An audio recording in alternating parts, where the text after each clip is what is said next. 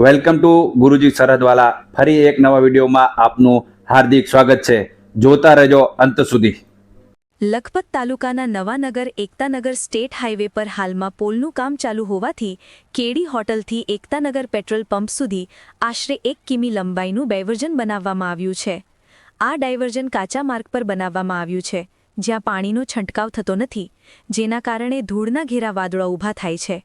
આ બેદરકારીના કારણે 2 ગંભીર અકસ્માત પણ બનેલા છે, જેમાં વાહનો પલટી ગયા હતા।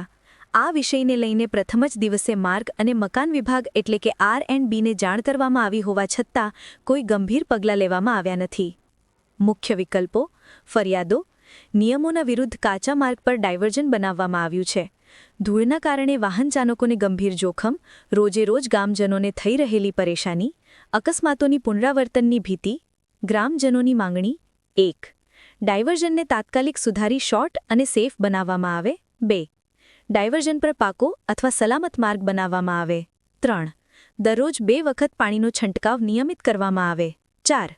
પાંદરુ ગ્રામ પંચાયત વિસ્તારના દૈનિક અપડાઉન કરતા ગ્રામજનોની સલામતી સુનિશ્ચિત કરવામાં આવે। સંબંધિત વિભાગોને તાત્કાલિક પગલાં લેવા વિનંતી કરવામાં આવે છે, જેથી વધુ અકસ્માતો નહીં બને અને માર્ગ સુરક્ષિત બને।